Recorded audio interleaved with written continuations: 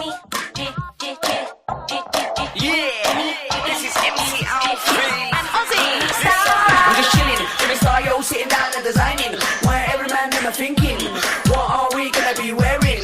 Yo, I'm a Liverpool MC, you can't test me. Big up the girls inside the party. Let's get down to crazy Jimmy. Big up myself and known as Alfie, the one and only, the Turkish MC. Always love the clothes of Jimmy. British punk, yo, wanna be Jimmy Star's new celebrity. We'll take you. Hello. What's up, everybody? Welcome to the Jimmy Star Show with Ron Russell, bringing you the good times in music, fashion, pop culture, and entertainment. We got a fun show for you guys today.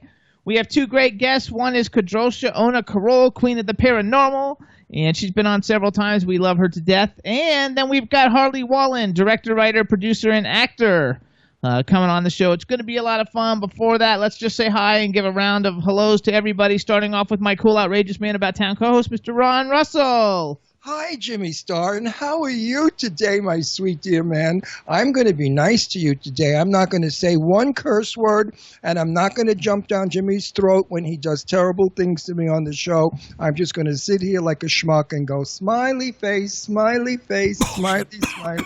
So, shut up, Chad. choking. Bullshit. He's choking on the bullshit. Oops, that's a dirty word. You don't use cocky. I'm going to say bull cocky from now on, or bull pee-pee. We got the man behind the boards, Mr. Chad Murphy. What's up, Chad? What's going on, fellas? Looking good. Sounds like we've got a good show today. Absolutely. Well, I was warned 2 minutes ago by the CEO, president, bigwig of the station. Yeah. I won't give his name Nope. because I don't want to use it because, he said, could we not have the F word today? I think he said not as much, or many Well, times. I he don't- said not as much. not as much to me means like 40 or 50. Instead of 40, like do 20. Well, we'll see what the president, CEO, big shot Uh-huh. of W4CY has to say after this show today. All right. President of WC4Y, whatever the fuck it W4CY. is. Whatever it is. I slipped There's the one first out. That's one. one. We got to go one. So we got a chat room full of people. What's up, chat room? Let's give some hellos. Goddess said she totally missed us last week because of the holidays. She forgot it was Wednesday, but she's here today. Hello, Goddess. Welcome back. We got Michaela in the house. Goddess, the picture you put on Facebook today, you have the most incredible eyes. Your eyes are just like gorgeous. Big, beautiful, brown, lashy, beautiful eyes. I agree. You had to see her on Facebook. I didn't She did see it. a close-up, big picture of herself for a change, and her eyes are amazing. So Michaela's in the chat room. What's up, Michaela? I think she's like in Connecticut or someplace. I always forget. Connecticut or Rhode Island or Maryland or one of those places. And somebody from the nice. UK. The people are just starting to show up in the chat room. We're going to have a really fun show for you guys today. It's going to be a lot of fun. In the meantime, we got a couple ads we're going to do today that we left out last week, and we're going to make sure we get those in today. Starting off with my with daughter, Leslie Serrego, who happens to be the ultimate connoisseur of mid-century antiques and antiques in general. This gal knows every dish manufactured by every company ever since the beginning of dishes. She is the manager of, what is she of? the Antiques Gallery of Palm Springs. Nice.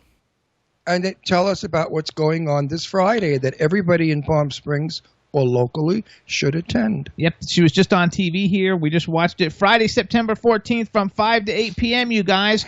They're having an event called Caftans and Kimonos. Caftans and Kimonos. Caftans. You got it right, you illiterate. At the Antiques Gallery of Palm Springs with DJ Glitter and Sand and Kiki Tormo. They're going to be serving sake and coffee tasting. There's food, drinks. There's 10 to 15% off the store-wide sale. And it's located at 505 Industrial Way off Sunny Dunes in Palm Springs. It's 22,000 square feet of antiques. It's 2 stories. It's fabulous. And if you are in Palm Springs or LA and you're looking for a fun Friday night event, definitely want to check it out. The Caftans and Kimonos at the Antiques Gallery of Palm Springs. And Jimmy and I will be there in caftans and high heels. No, just caftans. I won't have the high heels. He will. No, I wouldn't do that. My daughter, I don't want to do that with my daughter. It's her thing. I don't want to make a scene, you know. Anyway, we'll be there, and a lot of other people are going to be there because we're inviting celebrities. So I'm also going to invite Teresa Rogers and Tristan Rogers, and if they come, then you could meet them excuse me, you could meet Tristan, who was Serpico on General Hospital. Scorpio. What do I know? Do you think I watch daytime television? Do you think I have a moment to ever watch a soap opera? First of all, I don't like soap operas. But anyway. We want to give some other shout-outs. I do like Tristan. He's a great guy. Michaela's in Maryland, so I got that right. Hannah Clive has joined us from the UK. What's up? Hannah, Ron's chest infection's doing much better. He's sounding better. He's looking better, and he got some sun yesterday or the day before. Actually, it's not a chest infection. It's a sinus attack. It seems that it's going all over the world, not only the United States, but I have been reading that this sinus, my nephew Billy's got it. Everybody, my sister-in-law. You also had strep throat, though, because she hasn't been in the chat. No, the strep throat it really wasn't strep throat. They're not so hot, the doctors here. It really was an infection from my sinuses, post-nasal drip that inflamed my throat. But yes, the Augmentum did help, and I feel much better, and thank you for asking. But for everyone out there, maybe we should wear masks. I don't know, but I don't know what to tell you. But it stinks, and it's infectious, and it's all over the country. So be careful. You don't want to get this. It's not a happy time. There you go. Hey, Chad. Snot's always hanging out your nose. How's you didn't get hit by the hurricane, right? No, that's going way, way north of us. That's good. We don't want you to get hit. Hurricanes are no fun. No. I lived through a couple in Florida. I mean, they were not bad, but they always make a bigger deal about it than what it actually is. They say, devastating, thousands of people flying out, the roads are bumper to bumper, and then the sun is out. We're all at the pool. So, There was one there, though, that when I had my big clothing store, it was huge. Like, it took the roof off the building, and we didn't have power for 3 weeks. Oh, that's the one that blew all my clothes off on Glades Road when I was standing at a traffic light. Yeah. That's hilarious. Waiting for it to hit. Oh, they said they're waiting for the colds to hit in the UK. So I hope everybody's good. Hey, is that bitch out there, that blonde, gorgeous thing that I'm so jealous of? Jason. Who? It's Jason. Gorgeous blonde Jason. I don't know. Oh, Jason Finney. Oh, I don't know. He's not in the chat room. Oh, so no, not Jason Finney. Jason Prince. DJ Jason Prince. Jason Prince is who I'm talking. He is so gorgeous as a woman. Oh my God, is he beautiful? I could fall in love. And he's handsome as a boy too. That guy's really got a good-looking face. Absolutely. So one of the things that we didn't mention last week, but tonight, after this show, actually, Ron and I are going to the Info List pre-Emmy soiree. It's a red carpet event. It's tonight, and it's at Sky Bar in Los Angeles. And it's a high-end networking event. There's all kinds of famous celebrities from like all your favorite shows are going to be there, plus us. And you can go to infolist.com to get tickets. If the tickets, I think they still probably have some available, so go to infolist.com. It's from 8 to 2. Red carpet's at 8. It's going to be a lot of fun, and we're going with Garrick Lee and Caroline Williams and director Thomas Churchill. Yeah. And there's going to be a lot of celebrities there. It's going to be a blast, and we'll have pictures up on social media in the next day or two. We only hobnob with the best darlings. We don't fool around with those common peasant people. We go to the major events where the big shots are. Too bad we're not a big shot. We just go I'm just happy we get in. We just go where the big shots go. Whoa! We're little shots.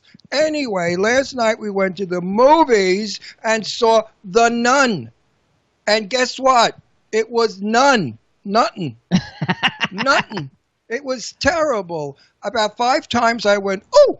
And the rest of the film I slept on. It was such a bad film. Shot so dark. No storyline. Just shock value. Nothing like, I think it was the second one where the doll was. I love that one. This is a prequel. A prequel to the other two, which were really great. The Conjuring and The Conjuring 2. Hollywood has got to stop with this bullshit that because you have one hit, you think you're going to have 3. Every single film that's a continuation of the original hit stinks. Even Jaws 99 wasn't good. They don't care, though, because people go. No, I mean, look, it's but a even number one movie. Sharknado would never be as good as the first one was. So stop with the sequels and the continuations and the blah, blah, blah. There are so many writers out there who are starving, losing their homes because nobody wants scripts with stories, okay? So please, producers, directors, whoever you are that find film, get films where writers are talented and can write good scripts to give us good suspense stories.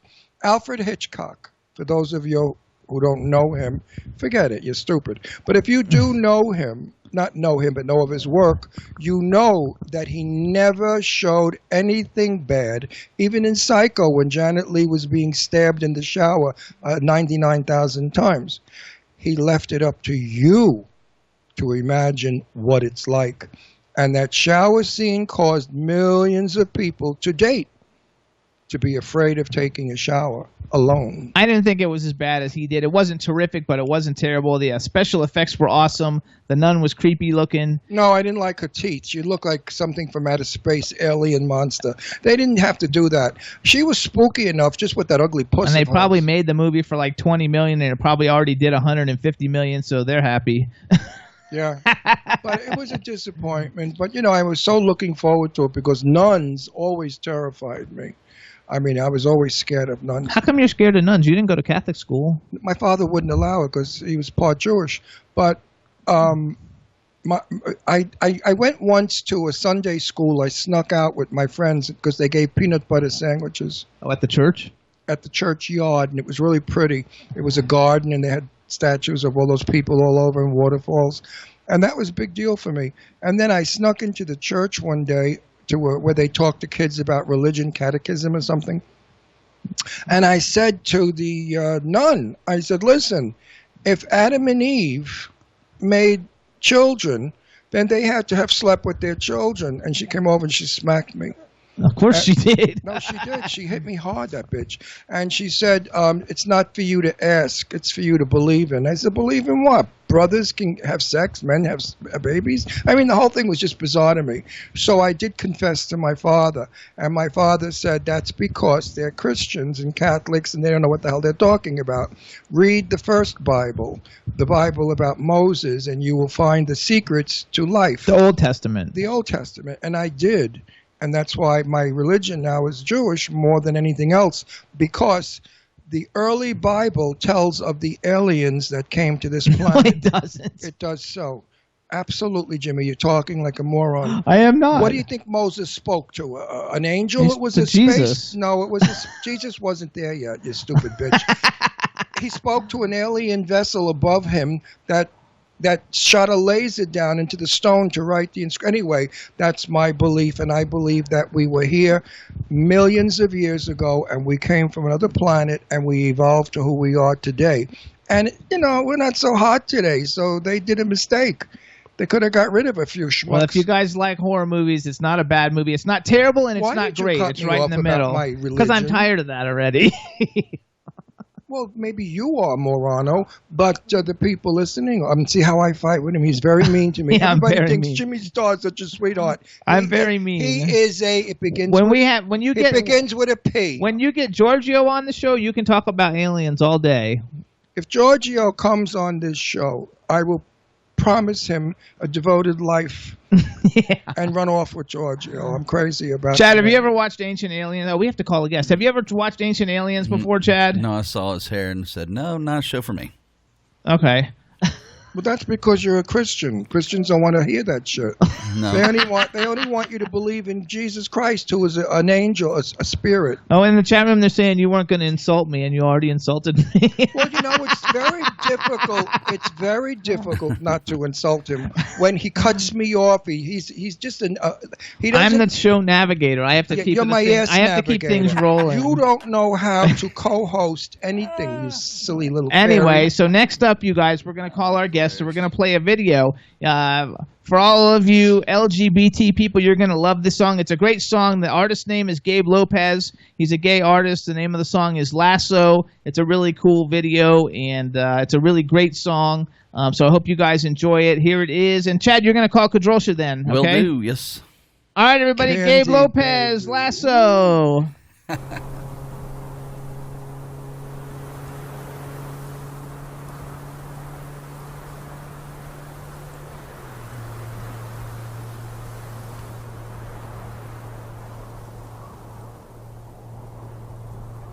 Baby, my wrists are cut and bleeding, and you're tighten in your rope. My mouth is dry, I'm suffocating. Guess it's how loving you goes. You a shadow where the desert sun sets, and loving you was such a battle, but I'm not giving up yet. Even the news couldn't tear me away from you. Baby, it's no use, I'm loving you till I'm black and blue. That's right, I said it, loving you till I'm black and blue. Black and blue. You got your lasso right around my neck, right above my heart that's barely beating for you. I'm barely breathing out too. So what you gonna do with your lasso? You got your lasso right around my neck, right above my heart that's barely beating for you. I'm barely breathing out too. So what you gonna do with your lasso? Baby, my blood and sweat are dancing. See how they're making you glow. It's all because you're so entrancing. This love won't let me go, let me go. Even the news couldn't tear me away from you. Baby, it's no use, I'm loving you till I'm black and blue. That's right, I said it, loving you till I'm black and blue. Black and blue. You got your lasso right around my neck, right above my heart that's barely beating for you. I'm barely breathing out too. So what you gonna do with your lasso? You got your lasso right around my neck, right above my heart that's barely beating for you. I'm barely breathing out too. So what you gonna do with your lasso? See the way I won't walk away, see the way I stare at your face. Doesn't matter what you try to do, I'll be in love with you till my dying day, yeah. Say the meanest things I ever heard, smiling as I listen to your words. 'Cause my heart is stuck with you, yeah, I'm stuck with you no matter what you do, yeah. Never learn from road burn. You got your lasso right around my neck, right above my heart that's barely beating for you. I'm barely breathing out too. So what you gonna do with your lasso? You got your lasso right around my neck, right above my heart that's barely beating for you. I'm barely breathing out too. So what you gonna do with your lasso?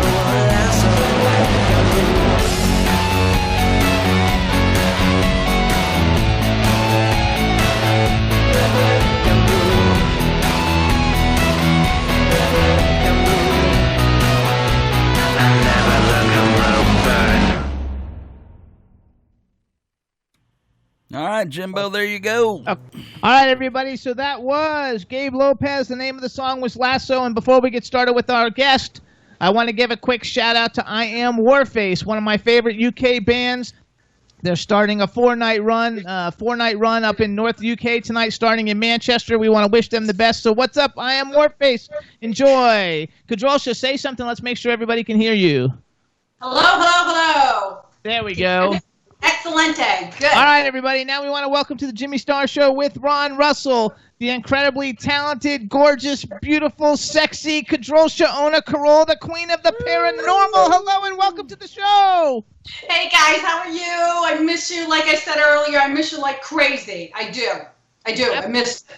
We miss you too, and we're happy that we got you rescheduled. You were scheduled on our canceled show, so we brought you back. And I can't believe, because we haven't seen you our last. Oh, actually, we're not doing the interview of we introducing her to everybody, because she knows everybody, because we've been on ghost hunts with Kadrolsha. Yeah. It's been fabulous. But you can, Well, you can introduce me, or should I? I just said I wasn't going to. Well, am I going to sit here and masturbate? Okay, so all right, let me introduce you to everybody, Kadrolsha. Again, you have my outrageous man about town co-host, Mr. Ron Russell. Hi, Candy. Hi, honey. That fucking name of yours, Kadrolsha, I never get it. I can't spell. I hate it.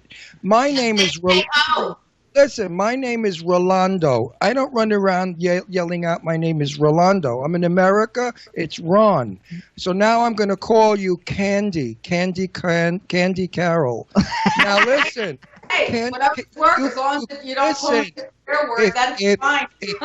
If you wear a low-cut blouse with those sisters that you have, and your name is Candy Carole, you could do pornographic psychic readings, and you could read. No, you could go to the morgue and you could contact the dead men and get them to rise.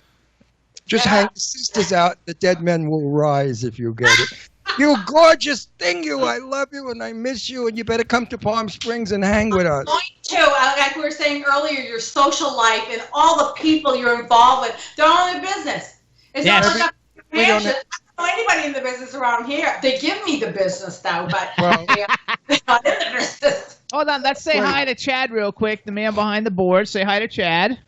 Hey, Chad. Welcome back. You are beautiful. Good to have you back again. Okay, and you know what's nice about Candy? She is as beautiful inside as she is outside. You know, I don't take to people quickly. Good thing. Well, I'm old. When you're old, you learn the bullshit, that works. You know what I mean? When you're my age, 78, you've met them all. There's nobody that's tricking around. But if you are a phony, you're great. You're the best. Candy Carole. But I'm real. I think you know that one. We've held each other. Yeah, I'm 100% real. She's very real because we were in a McDonald's waiting to shoot the crazy show we did. What was it? The Nut House. The Nut House. The Nut House was Kings Park at the. Yes, there we go. Right. I said to her, "You have beautiful breasts. Are they real?" And she said, "Yes." And she let me squeeze one, and they were lovely. It's nice. Real breasts are so much nicer than the water bags. The water bags tend to feel like you're in the supermarket getting grapes in a plastic bag. That's the feeling. True. You ever put grapes in a plastic bag and squeeze them? I've never felt like a breast that had implants or anything like that. I never had the opportunity. They don't feel good. Candy, they don't feel good. So hold on. We've got a chat room full of people, first of all. And you guys, do you spell her name because Ron is lame? It's Kadrolsha. K-A-D. No, wait. Or just K-O is fine, too. K-O, that's right, K-O. Listen to me. The name does not go with the person. That's the difference. She needed a more glamorous name than Kadrolsha, whatever. Her name is beautiful. It's not. Hang on. Everybody in the chat room wants to know how to spell it. It's Kadrolsha. Kadrolsha. I still can't pronounce. I'm choking. Simple. The ghosts are grabbing my voice. Kadrolsha Carole, and otherwise you call her K.O. or otherwise you call her Queen of the Paranormal. No. There you go. Listen, if you say her name, it sounds like a car. Kadrolsha. Say it again, Jimmy. Her fucking name. That's because you don't say it right. Say it. Kadrolsha. It's easy. I don't speak Hungarian or whatever she is. It's Kadrolsha. It's Polish and Russian. My middle name is Anastasia, and that's. Oh my God, that's so beautiful. Well, I got one to beat you. You know what my full name is? Rolando Rocco Cesarigo. Now put that one on a TV show. That one's nice too. Get the fuck out of here. So Put that on a TV show. Oh, we're gonna watch Rolando Rocco Cesarigo on television. I think it's sexy. I really do. I like it. I like it too. You're crazy. So listen up, everybody. First of all, in Genoa, Italy, it would work, but in Brooklyn, it didn't work. So you guys, first of all, if you want to find out what's going on with the Queen of the Paranormal, K.O., you can follow her on Twitter. It's at Queen of the Para. You can go to queenoftheparanormal.com. I have like something in my throat. Talk. Oh, I thought that was last night. Oh, come on. Anyway, this broad, this gorgeous creature, this sweet, loving, dear friend of mine has so much shit going on. She's got a doll out that looks like, of course, with the big bazooms. And she's got cartoon that she looks hot. Comic book. She's in these little short shorts with the big bazooms hanging out.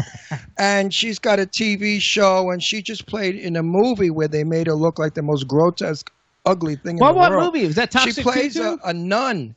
That movie is called The Crucifier, and it'll be out in 2019. And the theme of all the movies that I've been doing with Tag Team Friendship LLC, it's a movie company that I do movies with. We do movies about like themed things like sexual abuse. We'll do movies about bullying, anti-bullying. We do, things like that, whether they're disparaging gay people, this, that, the other thing. We do movies about that to bring different themes to light. And this particular movie is about sexual abuse. And so I played kind of like a modern day kind of nun, scary looking person there. Well, I'm telling you, I mean, I looked at that and I said, I don't know what they did to you, but boy, you looked scary. No, I thought it was a horror movie. An actress, that's what it's called, I guess. I know, but I mean, you didn't look like now a piece of ass. You look like an old lady with that thing on you. I mean, terrible photograph lighting. I made the costume too, so it's 100% authentic. I made it. I took the sleeves off and made the headpiece, and yeah, but couldn't you have added some sequins, a little glitz, a little bling to it?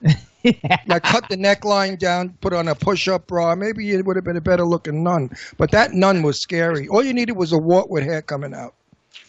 Ooh. That you missed. You should have put a big wart right there. I did pluck the hair. I take care of things like that.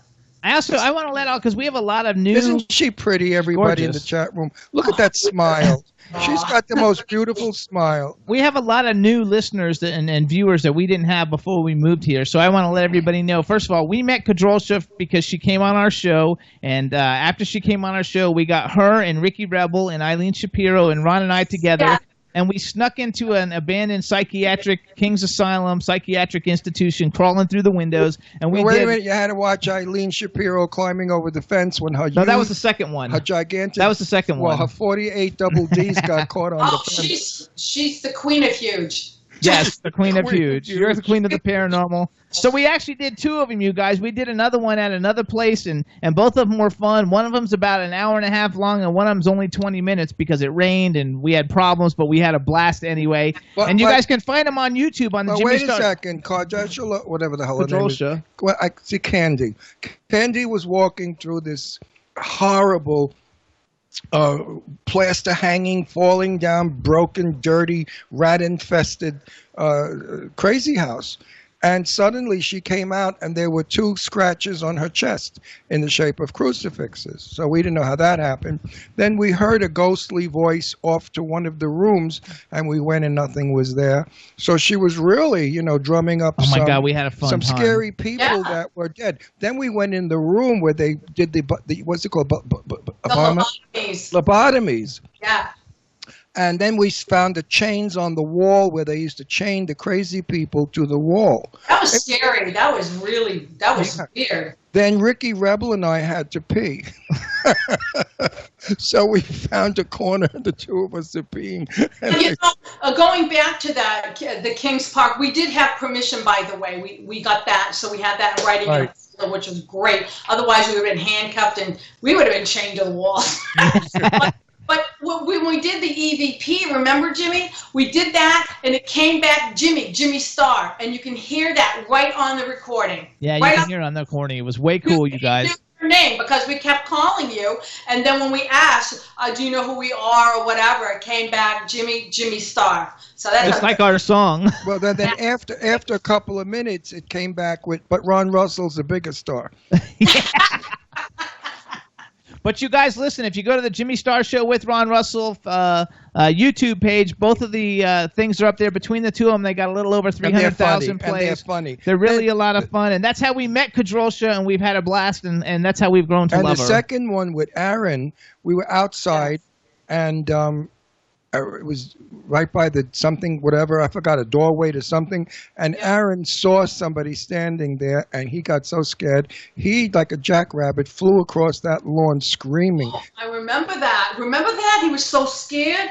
And then we had and then we were driving, and the ghost went up against the windshield. Ran against the side of our car. We saw a woman in white running alongside of the car as we were driving in the pitch dark, and the headlights glowed on her white, or whatever it was, robe as she was running. So, it was such an insane trip. We've got, we made good chemistry, so we have to get together again. And absolutely. Hang on. We have so many places out here in Palm Springs that we could contact the spirits of the early settlers, because so many of these camps, they were killed by Indians and stuff, and a lot of shit on here. What we have to do is work out to get whoever books you for shows to book a show like in L.A. or some of the conventions that are out here, and that way you're already here, and they pay for you to come out here to go to that, and then you just come to us. Wouldn't that be good? You know, it's funny because I've earned a reputation. I book myself so I can keep that extra money. I like that. Oh, that's good. Yeah, there but you listen, get somebody to So, book yeah, you. I'll see. Like, some people like to work with agents. Some like to work with the talent directly. I've got a good reputation. I keep my word and my promises, you know, so they just call me and ask me to be on the shows now. And it's way better to do it without the agent. I don't deal with it. It's way better to do it without the agent. I do it like we did years ago. Years ago, if you knew people, you didn't call their agent. You called the star directly. Right. You know, I did that with all my people on my show. I never ever dealt with an agent. I called every one of my stars and said, "Would you like to be on?" And they said, "Absolutely." And we negotiated that way. But I think they still had to pay an agent fee. Oh, well, so since the first time we had you on the show, all kinds of cool things have happened. Now you're the first person to be a comic book superhero doing what she does in real life. When does a comic book come out? Oh, that already came out. That came out probably about like 9 months ago, I'm thinking. Oh, I didn't even know it came us, out. You We should want have to see it. sent us one. We could have I shown will it send today. one over to you. I'll mail it up to you. Yeah, but we would have. I got another comic book coming out just as Queen of the Paranormal and Different Adventures. And I'm working with Brian Morse. He was the author for it. And we worked together on the script. And then, of course, Paul Quinn, awesome comic book artist. And he's got a really funky style. I like the way he has me dressed in like an Esther Williams type superhero costume. And I just love it. And so that will be coming out. He's working on some final pages, and that book should be out, I'm hoping, within a month or two. And then that'll be up for sale as well. I love it. And go ahead. I was going to say, do you take those comic books with you when you do your signings? Oh, God, yes. That's so cool. Now listen, Candy, we have a thing here in Palm Springs called Celebrity Signings, and you can come out here and sit. I think they get $30 or $35 a picture signing. That depends on the person. And about $30 for a photograph. So that can kind of make your trip, worthwhile. You pay for expenses.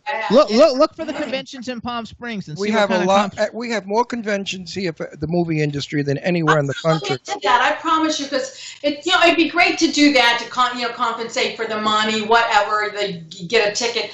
But my whole goal is I just want to see you guys. I really do.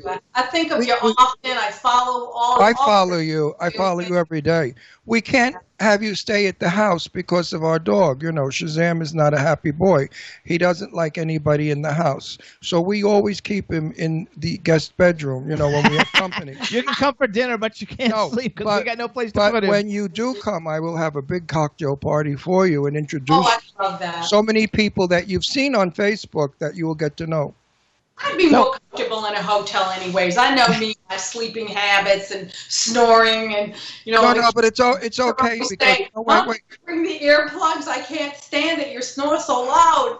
No, listen, my daughter Deirdre, who's an actress, in order to support herself as a waitress, as every actress is, that's the real way. She works for a major 5-star hotel here.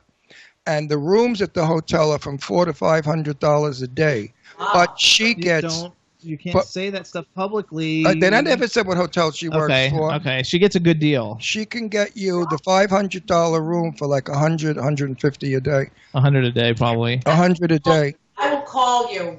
Yes. When I go, we can do a convention. We can have a cocktail party. I really so badly want to meet your friends out there, and I don't know, just share the love, hugs and kisses, and No, everybody we know is nice. No, if somebody here is not nice, and we don't bother with them.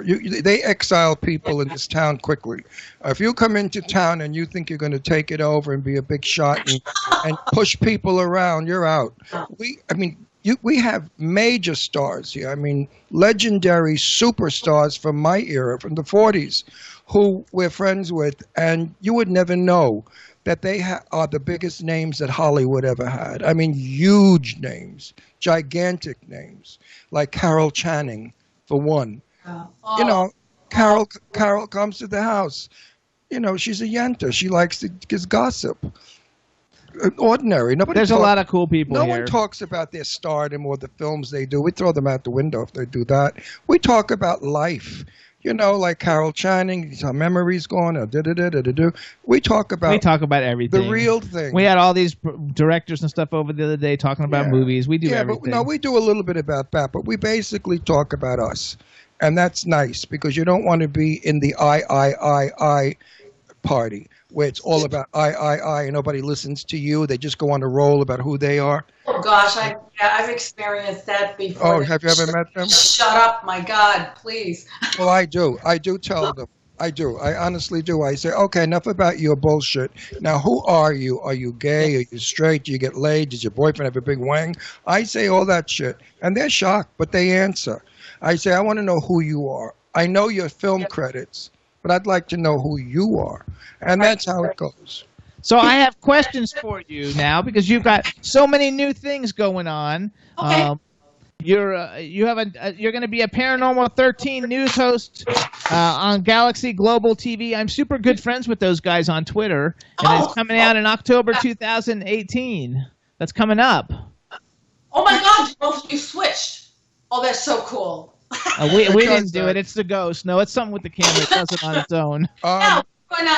Actually, it's going to debut this fall. I'm hoping editing is going great.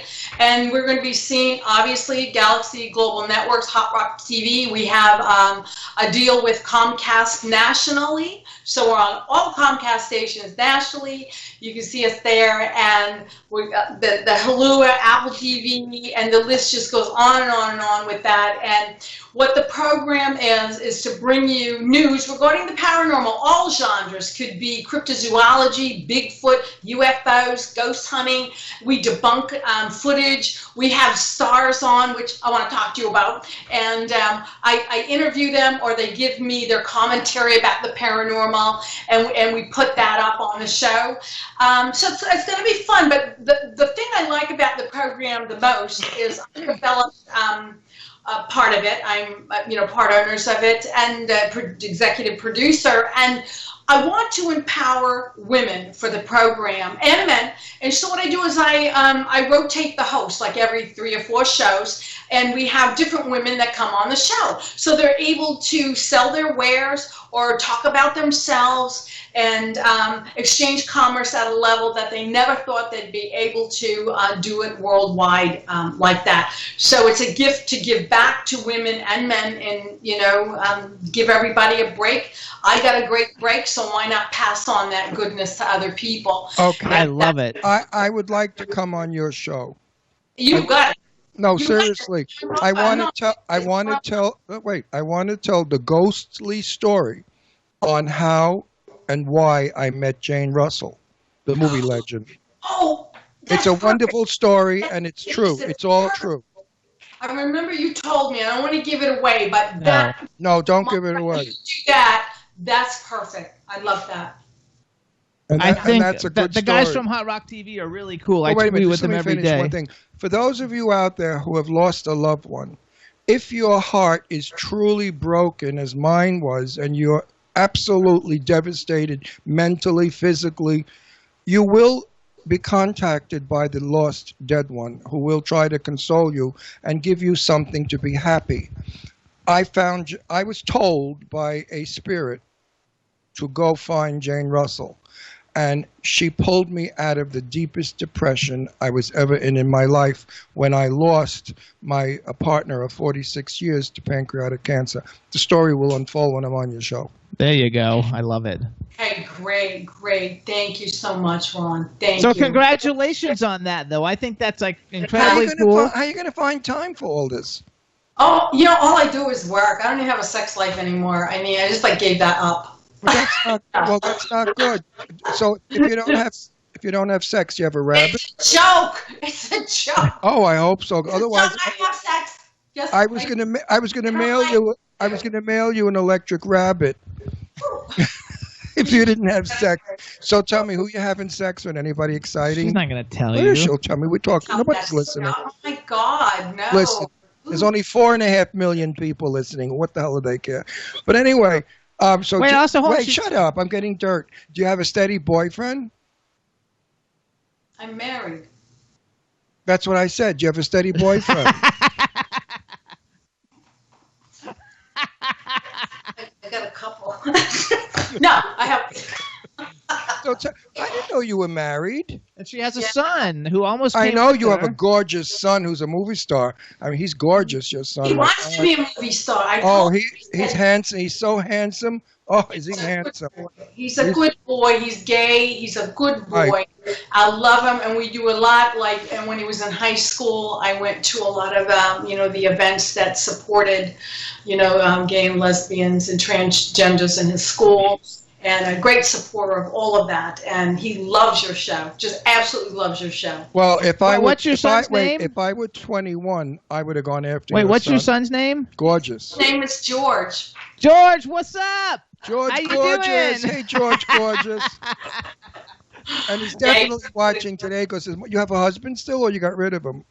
Oh, I still have him. I have him. And, the thing is... Wait, how many years you married? I has 13. 13 years coming up this October 26th. And how's the sex? Still good? I have no complaints. I mean, I haven't called you bitching yet, so no. Yeah, it's okay. See, these are the questions I love to ask, and celebrities answer because we're real people. We're just actors that go to a freezing cold, ugly factory to work in a film. If anybody saw what the studios look like at early 6 o'clock in the morning, everybody's got eye snot. Everybody's hair's a mess. We all have bad breath. Everybody runs for the coffee pot. Bagels we eat. Now you got to go to makeup. You got to go to hair. You got to go to wardrobe. Then finally you get in front of you go to your set, and 7 hours later they got the right lighting or a bulb blue or some bullshit. And then 2 minutes of the shoot you shoot, and there goes 16 hours to get 2 minutes of film.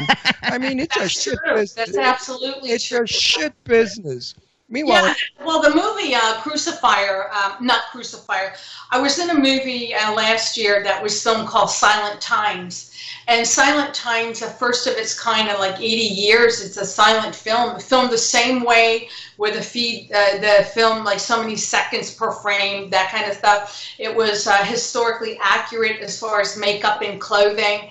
And it also had an anti-bullying theme and all this to go with it. And we just found out that we are finalists in an IMDb accredited film award, and the company is ONIROS. I can't pronounce it, but it's in Italy, and they're part of IMDb. There's only a few of those film festivals out there, and we're a finalist for it, and we'll know next week whether we won or not. So Congratulations. I hope you win. I'm a producer on that program and a program movie, and also an actress in it. I got an award for doing best cameo. But that's Good. Christopher Anino. He's a great guy, a great vision, former wrestler, and I love him to death. He's a good friend, and he was the one that got me involved in that, and he's one of the writers and producers as well. You also did Toxic Tutu last year. Yes, I did Toxic Tutu. Actually, we filmed it, I think, like 3 years ago. And then Joe Nardelli passed away from a very rare blood cancer. And Mark Torgel, who was the mop boy, he is trying to get it distributed. And we're going to keep working together to see if we can get this movie out so people can actually see it. Lloyd Kaufman was probably like in our first 10 shows when I first started and we were just radio. He was one of our very first guests, and he was hilarious. Now we could segue to me. Fuck all of you. Okay. That's three. That's how many fucks I did? 3 or 4. I'm only allowed a few fucks on the show. That's what the president of the network said. He came on earlier. I said, well, I'll stop doing it. He said, no, you're allowed fucks, but not as many. So I'm trying to limit them. Anyway, I am back in filming. I've decided I'm bored to death. The show is only once a week, and the rest of the time I have nothing to do but go to lunch and get fat. So now I'm back to work, and I've got 3 movies I'm making coming up in the next 6 months. Wow. I'm shooting one in November where I play. No, you can't say anything. I can play a mafia. What? I can Okay, give the name of the film. Jimmy, stop being my mother. I know. Well, My mother used to do until that. the contracts are signed, I don't want My mother used to edit everything I said. My mother. So you married your mother. This is so typical. Oh God! Is it Married your mother. is Whoa. except my mother could cook. You know. yeah, I can't cook. That's true at all. No, but seriously, I mean, I've played the mafia so many times, and I've played cops from Brooklyn. Yes. I wish they'd cast me as a lord in England, you know, with an English accent. I want to play something elegant and gorgeous where I don't have to be such a loudmouth, you know, cafono. But anyway, that's actually, typecasting. we're hoping in January to create World Star Talent. And World Star Talent will be like a licensed talent agency with all the breakdowns. So all the people that we work with can actually get submitted to all the things that are, I'm right here. that are out there. Well, yes, if ever we need, if I'm in a movie and I need a nude scene with a woman in bed, we're going to call you. Hey, and I'll be right there, baby. Listen, you know, I'm not that gay, sweetie. I do have two kids. I've been to the tunnel of love before. Ooh. Also, I also wrote down on here that are you actually doing a Netflix series? Is it already done? Give me a break with this bitch. What the hell else is Are you giving oil changes at a gas station too? No. I mean, she does that. You do everything. You do everything. His name is Ron Kerner, and he's called The Last of the Tough Jews, and they're doing a story on his life. He's a wise guy, a mobster, former.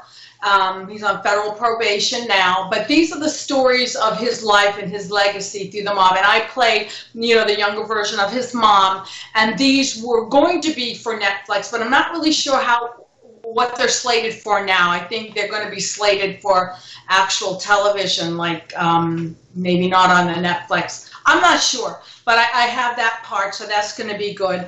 And also, Ron Kerner and I are working on a different type of paranormal program. Can't say too much. He's going to do a cute little promo for me so we can put it up.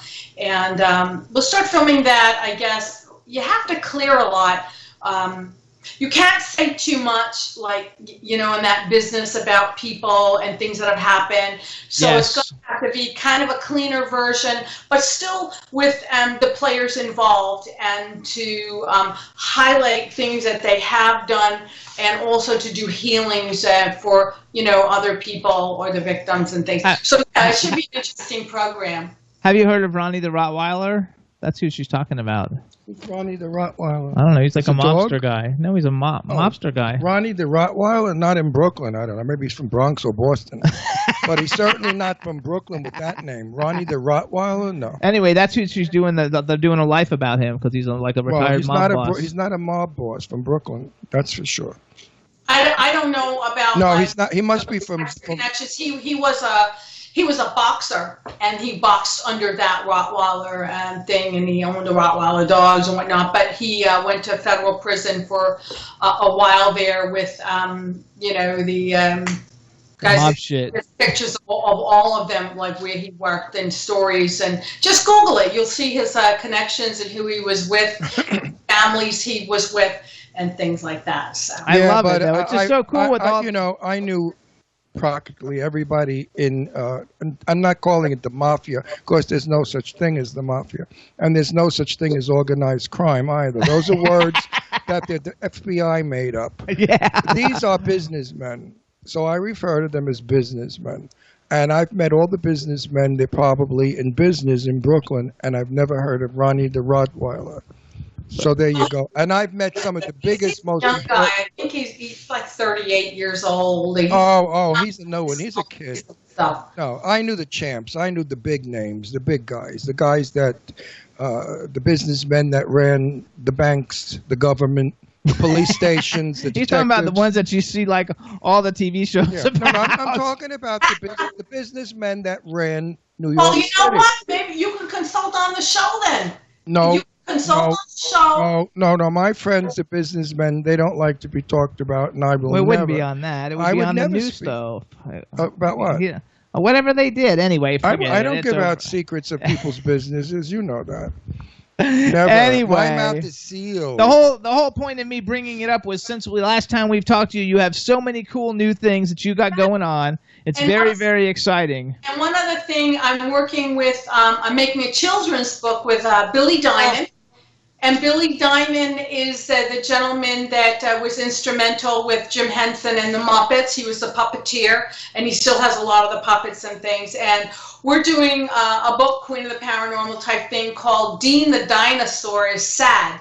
And the subtitle is Positivity Saves the Day. So we're trying to turn like sad situations into a positive situation through a children's book. That's what we're doing. I love it. Congratulations. That's wonderful. Now tell me, answer me honestly, when do you have time to take a leak? I have depends on, I just pee in my pants. I mean, good for you. Because you don't have time to go take a leak. You are doing so much. You are going to be so big in like 3 years. That Well, you know, I look at it like acknowledgments, and it's part of career growth. It's the job we do.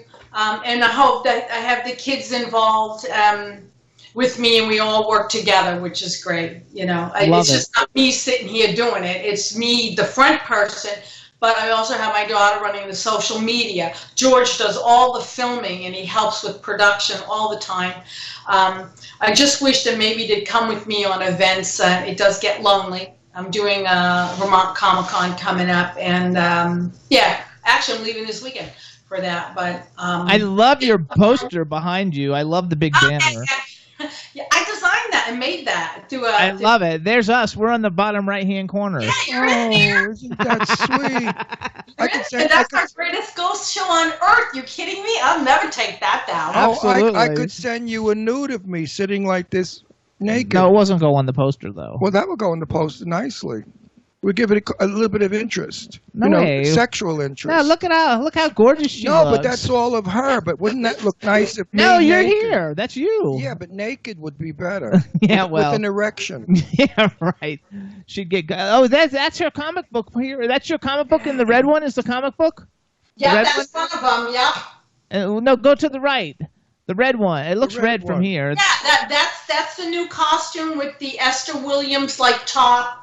Oh, I love it. Yeah, I think it's more user friendly than the boobs hanging out and stuff. So. Oh, bullshit! The boobs More for hanging kids. out. More for kids More than a for Halloween kids. costume. Well, kids like to look at boobs. Now, answer me a question, my love. Sure. Why did you wear that high neck today? And knowing you're coming on the show, I was looking forward to saying hi to the sisters.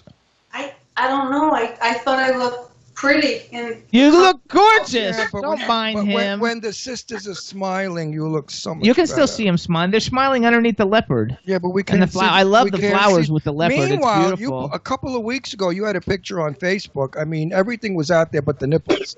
I mean, you really had that close-up cleavage shot. Yeah, it's on my Facebook. was that for the? I'm doing I'm doing a cover of a novel series called the Haven series, and they wrote me a part in the book, which is really nice. And we went out to do cover shots out by a river, and that was a lot of fun. 110 degrees. I thought I was going to die. I wanted to go skinny dipping, but I didn't want to offend the photographer. Rip your clothes off. I'm just a natural girl. I love to swim in the nude, and there's nothing wrong with the human body. You have to embrace it. Well, we have a pool. We have a pool you could use. Absolutely. Well, You gotta love it. It's 110 here. It's been 110 here every day. Yeah, but we don't have any humidity. But we don't have humidity. We don't have It's dry. humidity like you guys. We're It's 7% amazing. humidity, not like 80%. So it's If not you that go- hot. it go was in the- so hot. It was awful. No, in Palm Springs, if you go in the sun, it's hot as hell. The minute you step into the shade, it's cool. Isn't that amazing? And if you get out of the pool in 115 degrees of heat, it's chilly. Wow. Yeah, because there's no humidity.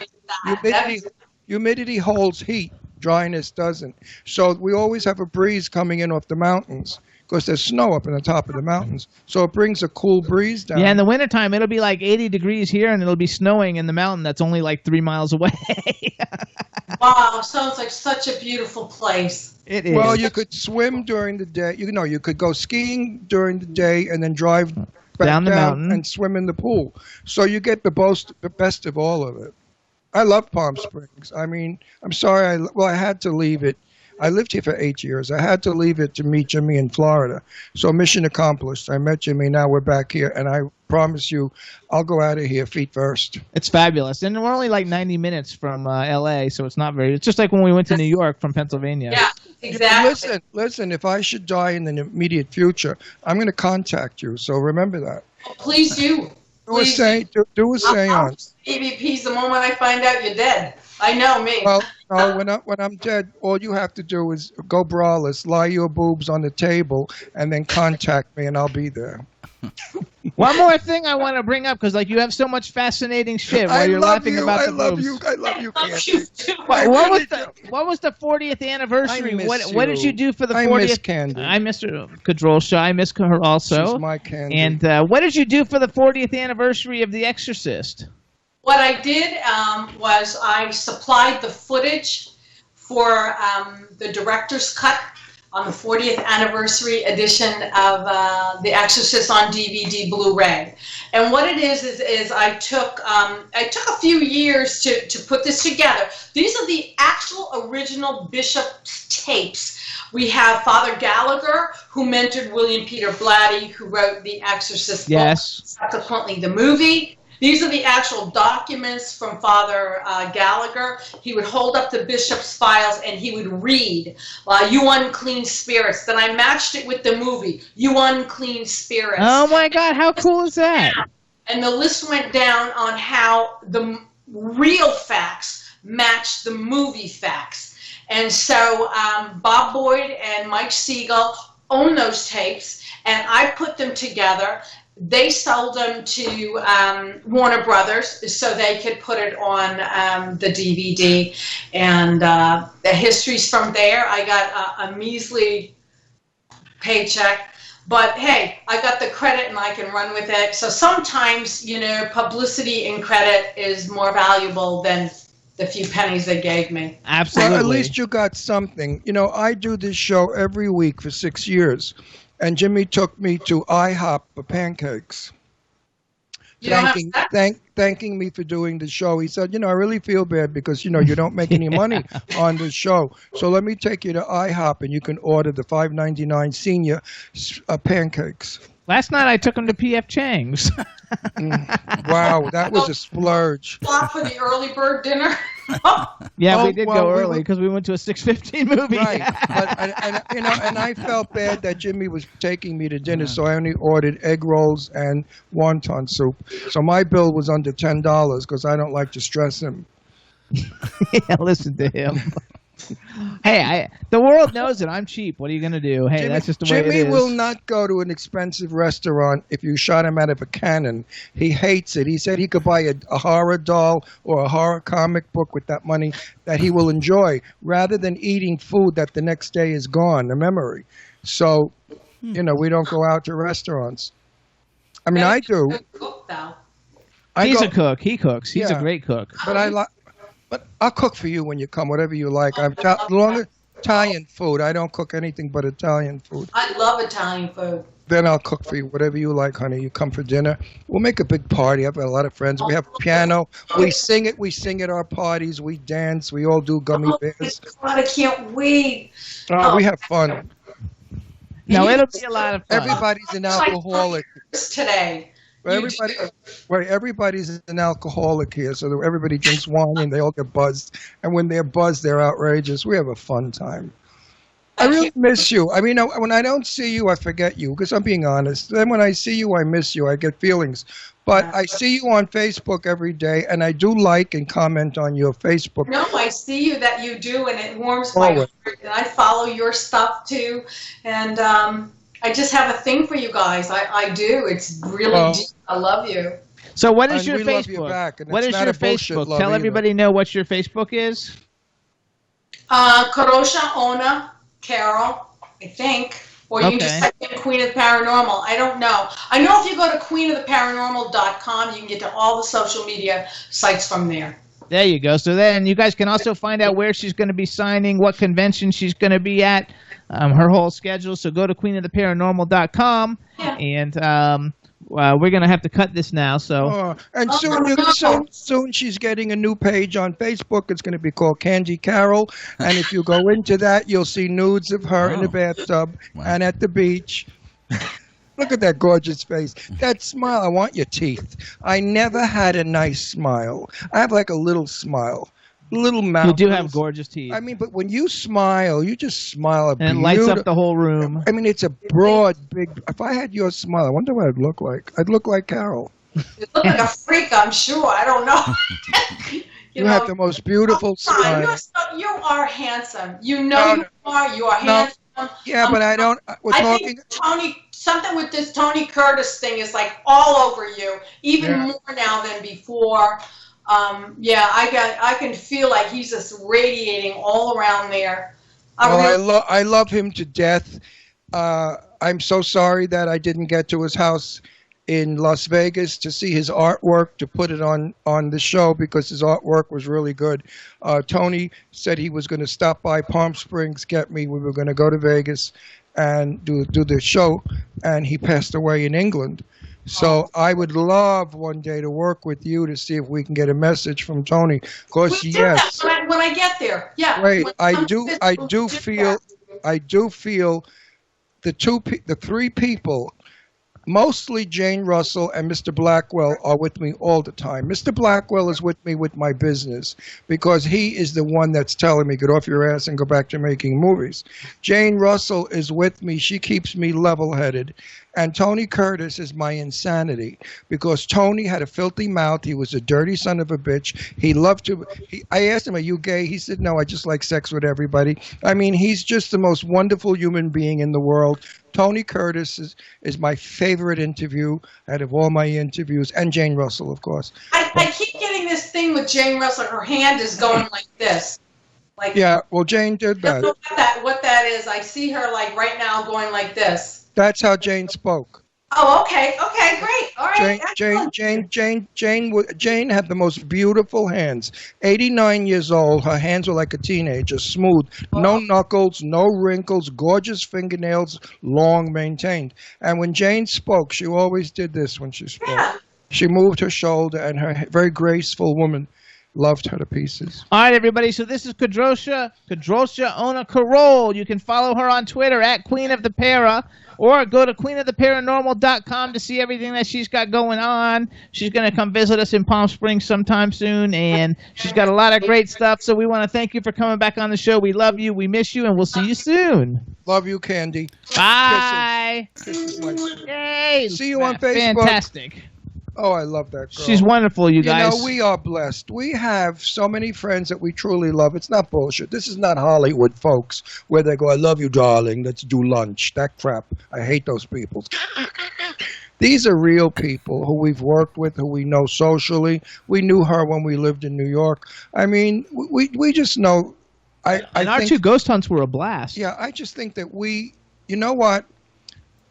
Birds of a feather flock together. That's so true. People gyrate around their own. Evil, mean, vicious, rotten, bastard people are friends with the same. Good people with good, kind hearts who love human beings generate and hang out together. And that's why Jimmy and I always have the nicest friends, because believe it or not, I could be funny and witty, and I beat him in the head with the microphone and I yell at him, but that's all a game that we play for you guys, because in my email, all I get is, I love when you and Jimmy fight. I go hysterical when you call them those silly names like Fruitorama and Queenessa. They love that. Like Queenessa. Queenessa and Fruitorama. Or Fruit Loops fruit. But anyway, we do that as a joke. I love my Jimmy. I never fight with him or anything. It's part of the show. But love your friends and choose well. Choose people who love you back. And you've seen the people on our show, how warm they are and how much they love Jimmy and I and how much we love them. It's a lot of fun. And they all come to our home and we cook and we party. So we're friends. And I'm just blessed to have the friends that I have. And also to have the spokesperson, Chad, on our show, who's another sweetheart. Spokesperson. So no, it's true, Chad. You're a great guy, gorgeous and great. But we only surround ourselves with nice people. He's right, 100% right. Thank Also, you. then, you guys, we want to welcome Pat Grant join the chat room. So what's up, Pat? She's in Canada.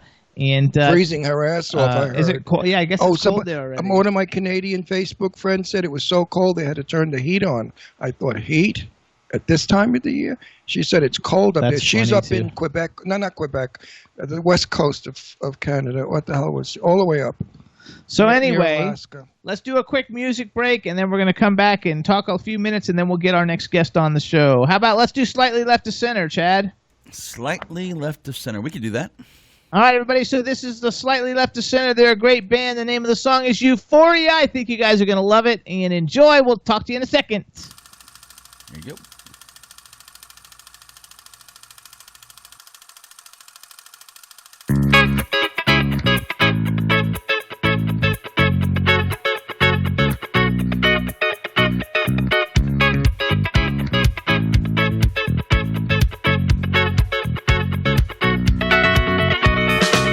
I can see deep into the future.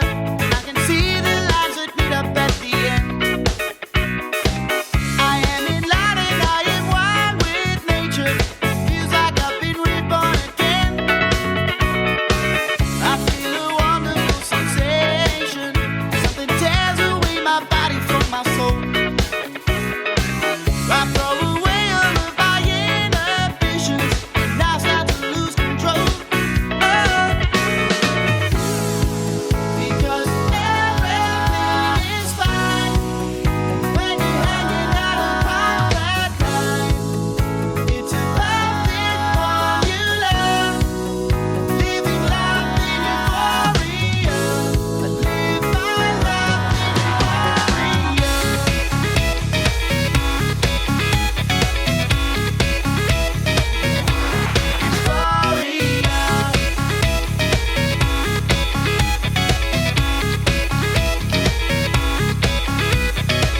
I am an optical illusion on a nebula that floats around in space. I live my life like it's a wild illusion, 'cause I'm in my happy place. Hey, nothing can hinder this elation. Ain't nobody gonna stop me from my goal. I'm high on extrasensory perception, and I'm in complete control. Because everything is fine when you're hanging out around that time. It's a perfect formula, living life in euphoria. I live my life in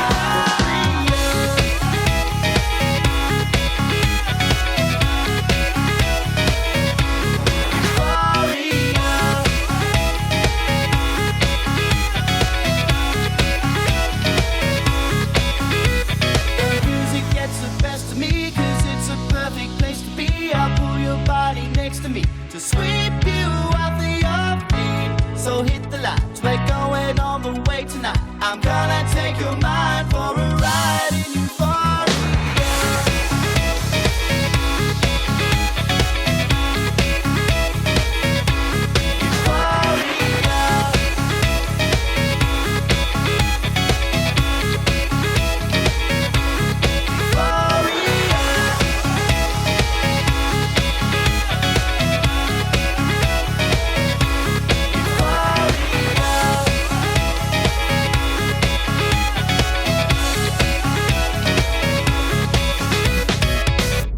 Ron, stop playing with your neck, would you? There you go. Is that the end of the show? A song? That sure is. Hey, everybody. So Ron's playing with his neck, and everybody can see it in the video. Look how young I look. You look weird, though. And that was Slightly Left of Center, Euphoria, while Ron looks weird. I don't think he looks... I think he looks better just the way he is. No, I'm hanging like a chicken. I got what they call rooster neck look, swinging like a chicken. Look at it, swings. Woo, woo, awesome. woo. You gotta, love it. No, I Stop gotta get pulling rid of on it. It gets worse. And I got puppet lines here. I look like Howdy Doody. So. Anyway, yes, you guys, that was Slightly Left to Center, and yes, he does sound kind of like Adam Levine. They're a really cool band out of Australia. You gotta love it. Looky, looky, looky. Oh, we're getting there. Hey, Harley. Hey. Very good, very good. Everything looks good. You look good. Hey, all right. So say something real quick. Let's make sure everybody can hear you. Are we on? All right. We're on the air, so let's go, baby. How about that? All right. Yeah. Can you hear me? Sound Yeah, kinda we can far hear away. you. I love Might want it. to come closer to the mic. He says, "Come closer to the mic." Might have Okay. to readjust I the will angle move it. too. If you come closer. And then There we raise your camera a little. Your head's Yeah. cut off. He's working on it. Up. Okay, good boy. There you go. Now you look like a movie star. Ooh. Ooh. All right, everybody. Now we want to re-welcome back to the Jimmy Star Show with Ron Russell, the incredibly talented actor, writer, director, producer, probably stunt coordinator. I don't know. He probably does everything. But the amazingly talented Harley Wallen. Hello and welcome to the show. And Thank you so much. most of all, one of the nicest people we've had on our show. Oh, Absolutely. Thank you so much. So I know you know all of us, but we're going to reintroduce ourselves anyway. So we got our cool, outrageous man about town co-host, Mr. Ron Russell. Here to torture you again and drive you crazy. I love it. Remember the last time? Then we have the man behind the boards, Mr. Chad Murphy. Welcome back, Carla. Good to have you. Thanks, Chef. And then we have a chat room literally from people everywhere all over the place. So say hi to everybody in the chat room. Hello, everybody. There you go. So everybody, this is Harley Wallen, and he is having a phenomenal year as a person who makes movies. I want to say congratulations. Last time we had you on, you were getting ready to release the movie Bennett Song, and now it's out, and I watched it, and it is fabulous. So congratulations on that one. Thank Then now soon, you guys, he's going to have the world premiere of his brand new film called Betrayed. It's coming on September 26th in LA is the premiere. Yeah. This is a badass movie. We're going to show everybody a trailer for it in a little bit. It stars, besides Harley, it stars TJ Storm, who we actually met at a red carpet event a couple of weeks ago, and I think we're going to see him tonight. John Savage, Billy Worth from The Lost Boys, Bianca Blanco, Jan Birch. He's coming on our show in like 2 weeks. Yep. And Richard Tyson. You got a great cast, so congratulations on the new film, Thank you. Betrayed. And we're going to see it next week. 2 weeks. Yeah, I 2 weeks. can't wait to have you guys there. That's going to be so Yeah, awesome. we're- I'm excited that you're coming. Well, it's a red carpet event at the Chinese. They don't call it the Grumman Theater anymore. Now it's just called the Chinese Theater. Yeah, the Chinese, Grumman? Chinese TCL Grumman? or TCL or Garmin, yeah. But it's at the Chinese Theater right by the Kodak. Yep. Yeah, that used to be the Chinese Grumman Theater because the Grumman owned it. I guess they got rid of the Grumman when somebody bought it. And now it's the Chinese Theater. That's stupid. I like the old name better. Yeah. So where are you right now? Are you in because you live in Connecticut or someplace, right? I live in Michigan. I am in Michigan right now. I'll be here for another week, and then I'm heading to LA. Okay, and who's in the poster behind you? Oh, that's actually the poster for Moving Parts, my very first film. That's it's on Amazon Prime and everything else. It's a plot twist movie. I love it. I have to say, So wait a minute. I want to ask him a question. Yeah. What do you attribute all the good stuff that's going on now? All the, you're really skyrocketing. What do you attribute it to? I think I've assembled an amazing team. I think I'm really good, so don't mistake what I believe in myself. But I'm not that good to have everything move at the pace that it's moving right now. We just won awards at the Gold Movie Awards. That's connected to the BAFTA, and it's kind of surreal. Both of our films just got accepted into a 20-year festival at the Great Lakes Film Festival, essentially competing against each other for best film. And Into a Dark Mind is about to be released, and we had 25 official selections and 17 wins before that one got out, which is still kind of take my breath away a little bit. It's amazing is what it is. Yeah. It's unheard of. Nobody really has this kind of stuff. And the fact I that I thought maybe like you joined the mob and you were threatening people to kill them if they didn't give you, I figured that maybe. Well, that's the Brooklyn way of doing No, things. I mean the fact though that you first of all because you have a production company, and so you've got all these films that you've written, you've directed, you have roles in them, you have enough already, big cast and stuff. It doesn't really happen. I mean, a lot of people can put together a film, but not a lot of people can put together a film and also get it distributed where people actually get to see it. So like you've actually taken it to another level. What you are lacking in your film is Ron Russell. A bit of Ron. I have 3 films coming up. I can't talk about them, but we shoot the first one in November and then another one after that and after that. And they're big films with big people. Yeah. So you may want to consider me for one of your characters in one of your films. We need a hot older guy who can really act. We got to talk when I'm in LA, for sure. Absolutely. I'm serious. I'm back to work because I'm bored stiff sitting home. I do this show and I do a lot of other little things, but my days are just empty. I was a film actor before I did this crap. So I miss working. I have to say something too. So I'm looking at your IMDb today because like I always do that. I scope through everybody's IMDb.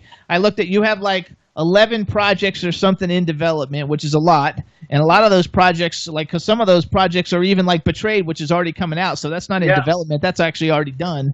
Yeah. And so you have all these great projects. And so then I was looking, and there's this lady, Katie Wallen, and she's in a bunch of different films, right? And I thought, oh my gosh, look. His daughter has got roles in all these films. What a great way to get in. And then I looked her up, and she's your wife, dude. Your wife's smoking hot. I was like, oh, my God. She is smoking hot. I was like, I couldn't even believe it. I was like. So you robbed the cradle? No. Dirty old man. I love it. Right. Oh, yeah. I'm not kidding you. I saw the picture, and I thought she looks like she's about 21, and Harley's probably like 40. I was like, oh, my God. So she has aged very well. She's gorgeous. I'm sure she's a great talent. And I thought, oh my God, props up to you. Because at first I was thinking, oh my gosh, look at Harley. He's macking.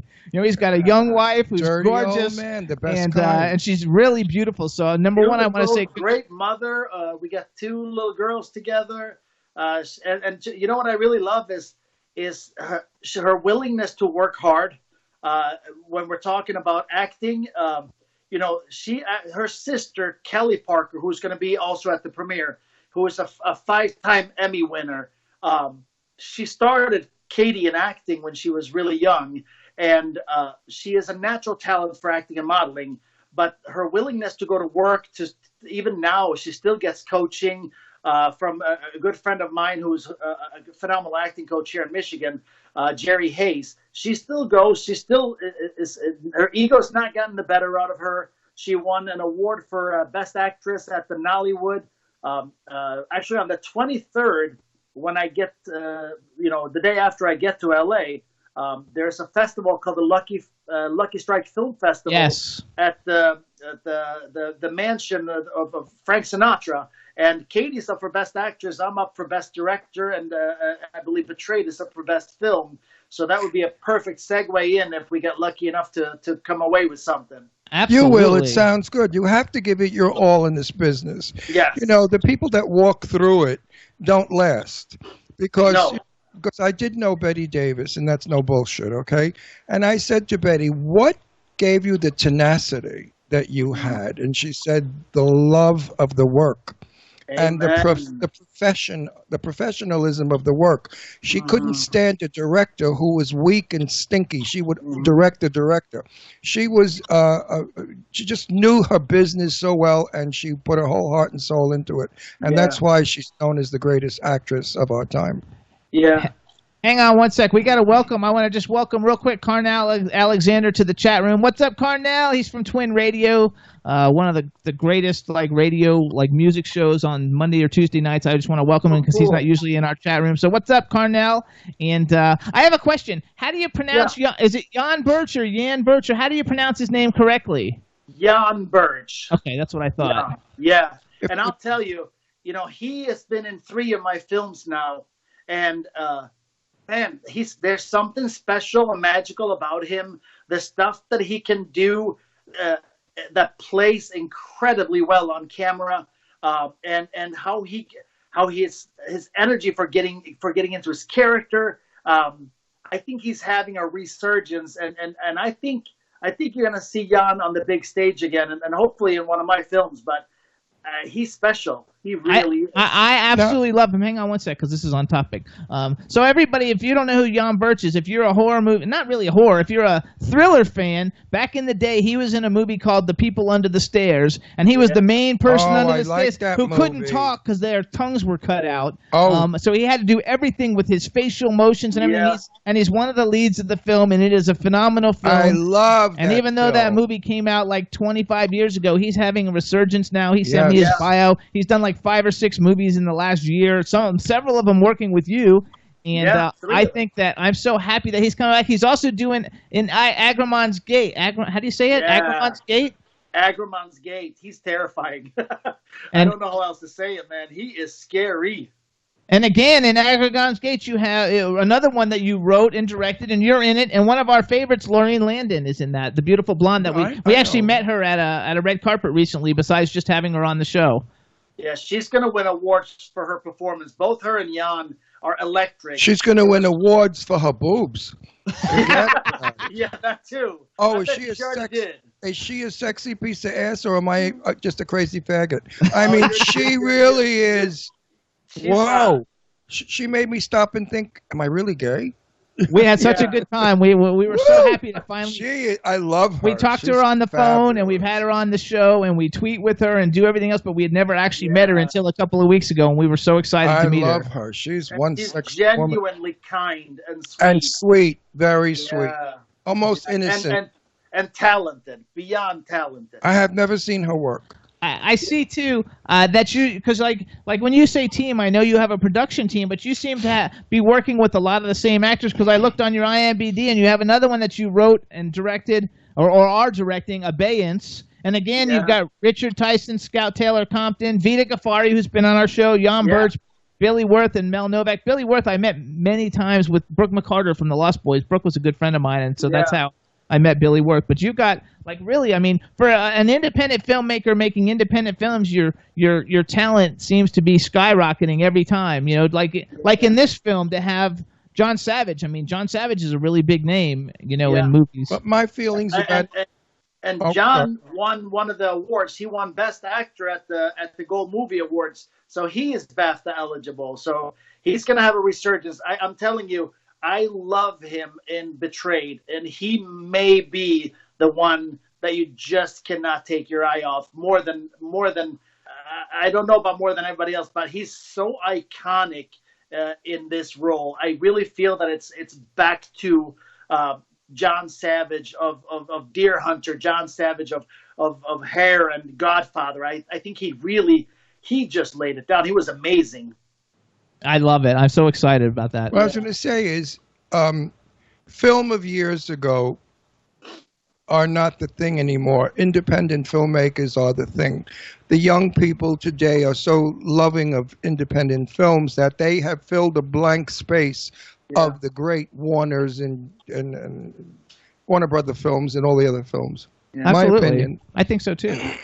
I think it's scary to make films for studios now because there's such a high risk.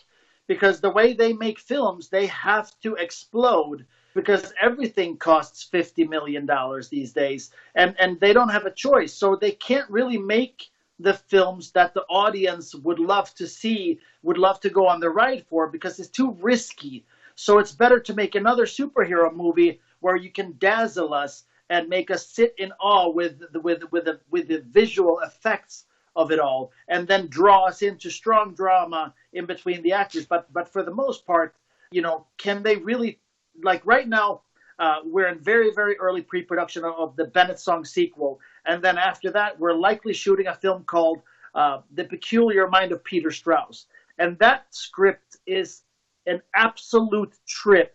And I guarantee you, if I went to the studios with it, they would say, wow, that's really good.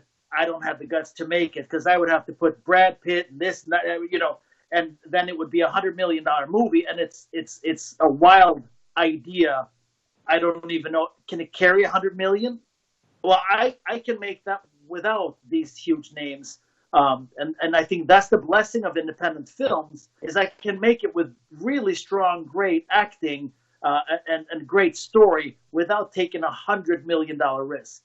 Absolutely. I don't believe that any of these stars, and Angelina Jolie, I know as Angie Voigt because she was my daughter Deirdre's friend. She grew up in my house when we lived in Beverly Hills. So I'm not going to ever say anything to hurt Angie, but I don't think Angie is worth the 14 million, 25 million she was paid for Maleficent, whatever the hell it's called. I think these actresses have got to learn one thing. They're in the business to act, not to make these kinds of money. And I think Angelina should make a film for you and work at a decent amount of money because it's the film that is important, not her salary. How much money can you obtain? How much do you need? I think it's crazy. No, not you. I mean, I know actors in general. No, like these you high-paid work. actors. Listen, you work on basic. I mean, almost scale probably. I'm doing a movie. One of the movies, I think I'm getting $100 a day, but I don't care because the person's a good friend of mine and I like the part, and it's it's good. But I also think the difference, though, and one of the things that you're saying, because your movies like Bennett's Song, that's no special effects in that. That's a story-driven movie. And we went to see The Nun last night, and Ron was like, this isn't really got a story to it. It's just got some scares, but the story doesn't really even make any sense. All this, boom. Yeah. But there's no story. And nothing. Like one thing I find that's different about you than everybody else, though, is that because I looked up all the credits and I read what they're about and everything, like you make story-driven films. And dialogue.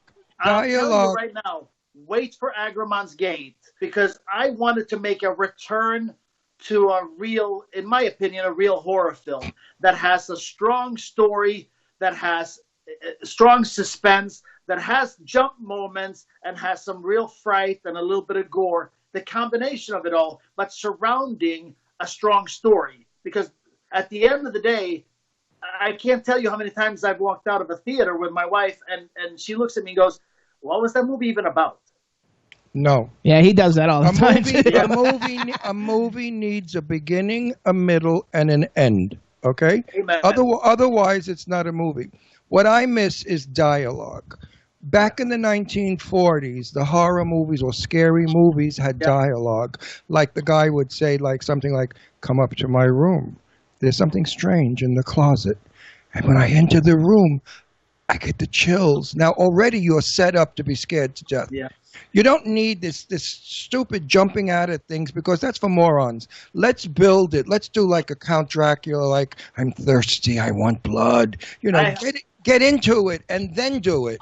That's I hope there are lots of people like you, because that is how Agramon's Gate is built. It's built. Then I can't wait to see it, because dialogue is part of an actor's tool. If an actor doesn't have dialogue, what is he, a puppet, a doll, a paper doll? He stands there, he gets jumped at. Any idiot can go before a camera and be jumped at. Let's get back with the Christopher Lees, okay, or Bela Lugosi people that scared the shit out of us when we were kids, when we were children. Of course, now it's corny, but do it with today's. You can do it with modern day technology. But we need dialogue. Yeah. We need to say this. It needs drama. It needs. It's like I had some meetings at the Toronto International, and I sat down with a couple of people with distribution talking about Agramon's Gate. And they're like, "So is this like a slasher?" And I'm like, "No. It's a supernatural. It's a story driven." And they're like, "Oh, I don't know if the audience is really into that." And I'm like, "Well, I think maybe if you give them something with a bit of substance, they'll like it. I know it's really easy to put a slider out there and say have it, but you can also take that and turn it into a big, nice, juicy meal that you spend time cooking from scratch, and it's gonna be amazing. And by the time you try it, you'll be like, wow, I didn't even know what I was missing." Hollywood is terrible nowadays. It's full of ageism. Older actors don't get work because who wants them, which is bullshit, because now they're combining old actors famous with young actors famous to get both audiences in there, the old audience and the young audience. Stop. All you guys out there, not you, but the other ones, stop treating us like idiots. We don't need explosions and blood flying all over. We are intelligent people. There's an audience of intelligent people out there who want a story. Yeah. We want to know why the character is who he was, what he's become, and what he's doing now. We Yeah. need that. We need that. We just can't have a guy walk on set, get his head blown off, and that's it. We're supposed to figure it out. I mean, Yeah. why did he have his head blown off? Who was he? This is what we need. And Yeah, this is I what agree. film needs this. I love though that because you're using all. I mean, John Savage. I think he's 69 years old. I just looked it up. Good. I'm Yeah. glad. All You should bags see are in. Mel Novak. He was amazing in Abeyance, and he's no spring chicken either. Yeah, I think he's like in his 70s, maybe. Yeah, Even. yeah. Well, I'm happy to say. And Richard is getting up there as well. But at the end of the day, you have to have all the people that you have in real life. So you have to have the dads, the grandfather, the whatever, and you're looking around and you'll find Liam Neeson, who is in his late 60s now. He's still running around chasing bad guys. It's gorgeous too. Why can't everybody have a part? Because clearly it's working. If Liam can do Taken 1, 2, and 3, then there's clearly a need, and people like it and people want it. So why are we alienating certain parts, whether it's men or women or black or white? Because or old or young? they think that we can't do it. I'm playing a cowboy major part, a cowboy who kills the sheriff in the town, okay? That's a big part for a person my age. I'm also playing a gangster in another movie. Then I'm also playing what am I? You're a cowboy in two movies. A cowboy in a bishop. I'm playing a religious bishop in another movie. So these are parts that a person my age can play. You don't need to put a hot hung guy in there to get all the girls to go, ooh, let's make a movie, folks. Not a porno film. Tell a story. Let's take the audience on an actual ride. Yep, and my part as a bishop is very intense. It's very, very. I can't get into it. Not allowed to talk about it, but it's really something that I'm proud to do.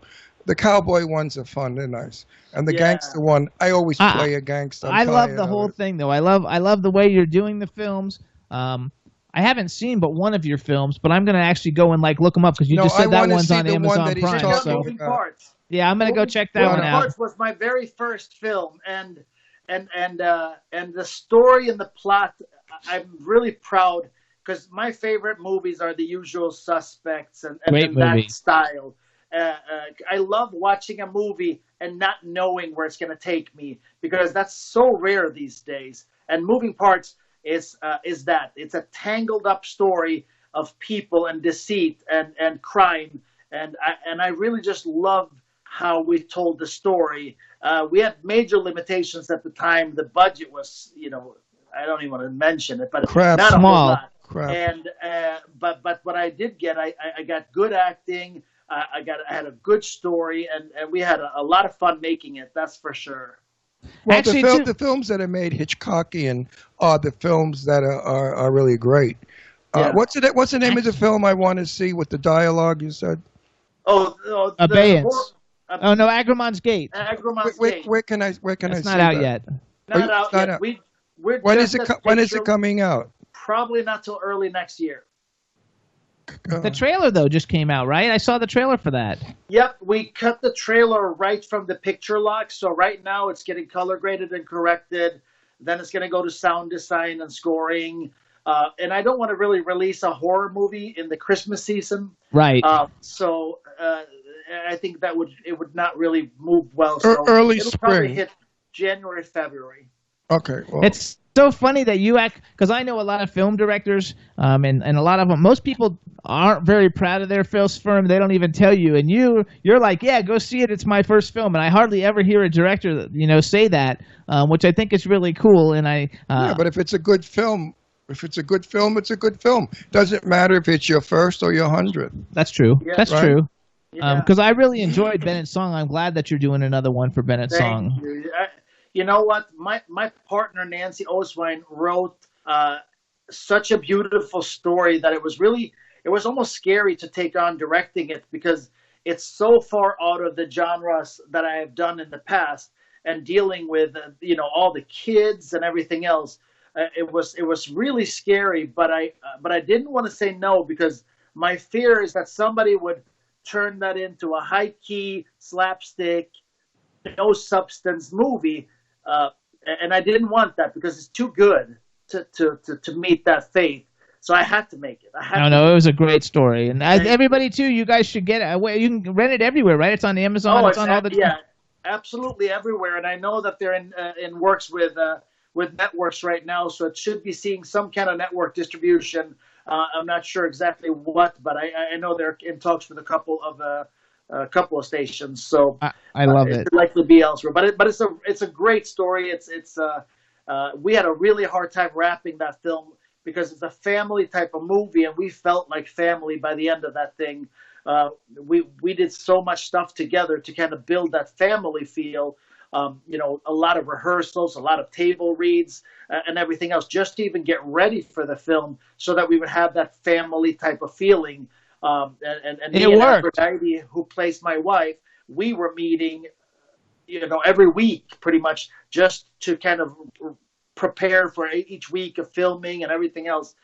It worked, though. All the work that you put in worked. And I'm happy that you have used the word story a few times. Yeah. I'm glad about that. So now you have this new film. We're all going to the premiere on September 26th. It's called Betrayed. Chad, you got the trailer? I do. All right, so what I want you to do, Harley, you introduce it to everybody, and then we're going to play the trailer so everybody can see it. All right, so this is going to be the trailer for Betrayed. It's a movie about trafficking, really, and it shows how it's really not something that happens way over there. It's something that's in all of our backyards and something that we need to grab a hold of. And it shows a little bit of the dirty underbelly of that, and it shows, the people behind it. What kind of trafficking are we talking about? People or drugs? Human trafficking. Oh, I wanted that clear to the audience because he said trafficking. Could have been drugs or humans. So it's about humans that are kidnapped and trafficked. Exactly. Excellent. All right, everybody, so this is it. Check it out, Betrayed. We really need to go. It's late and... Whatever, dude. Don't worry about it.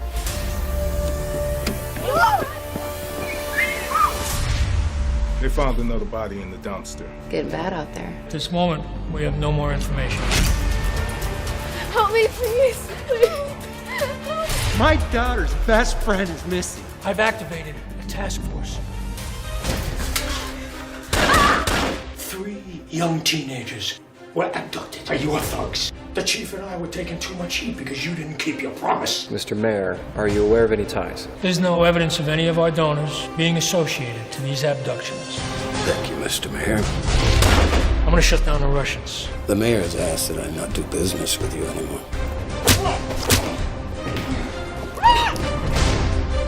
Oh my God! Did you get any messages from my daughter this morning? Well, she just vanished. I don't like this. I think the Russians took her. I can get all kinds of money, please. You don't need to do this. You know what these animals do to girls? Just find her.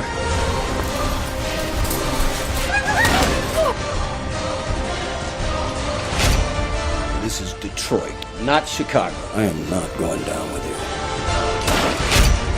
Can't have the cartel and the Russians both picking our girls up off our streets.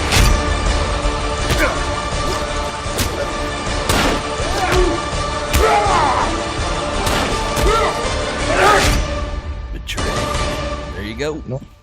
All right, everybody, so that's Betrayed. So we're going to the premiere, and then, so when will it actually get released? How long after a movie premieres does it get released?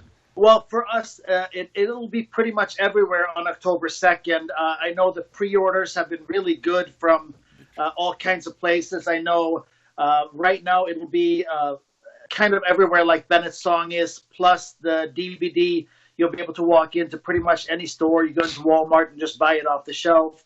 And I know that they're working on network as well. And for foreign sales, I'm hearing that it's done incredibly well. So I have a feeling you'll be able to see this just about everywhere you are. I just saw today, actually, somebody sent me a screenshot of Betrayed being sold in Australia as of October 2nd. So it's everywhere. That's awesome. Congratulations. Well, Congratulations. I look forward to seeing it Thursday. I really do, because it's... No, not Thursday. When did we go on? We're going in 2 weeks, September 26th. On a Wednesday? It's on a Wednesday, yeah. Oh, I'm sorry. On Wednesday, well, it doesn't matter as long as I get there in one piece. Right. I'll get enjoy him there. your movie, because I love the subject matter. It's something that we need to address because of the Hispanic and the Russian kidnapping is just unbelievable in our country. Yeah. They really are snapping up these kids and forcing them to be prostitutes and making them into drug dealers, drug addicts. It's a major subject, and I hope your film is going to help the people. Yeah, Is there a message in your movie? Well, I mean, I think sometimes a message can be the fact that you realize something, or maybe that it scares you or shocks you. We do have some stats on trafficking, but my goal is really that you leave there going, is it really that bad? And you start and finding out. My church did some of the numbers, and it actually took me by surprise that here we are in the greatest country the world has ever seen, supposedly, and the fact that we are there are girls getting taken and used the way they are, and people are just throwing each other under the bus the way they are. It's scary. That's your message. So you are making a message. You're alerting the American people about trafficking. So there's your message, and I love the message. I'm going to enjoy this film, so I intend to push it and write well about it and speak well about it. No, because if I don't like a film, I don't mention it. I just make believe I never saw it. I've done that. No, there's been something. We went to one. I won't mention it because I don't want to destroy it any more than it destroyed itself. Everyone walked out of the theater going, "Oh my God, are they kidding?" You know the one I'm talking about. A lot of people got up and left halfway through. Bad is not the word. Amateurish, terrible. Why and how they got it in the theater? They got it in a major theater. We went to the red carpet in Hollywood. How this piece of shit ever got out there, I'll never know.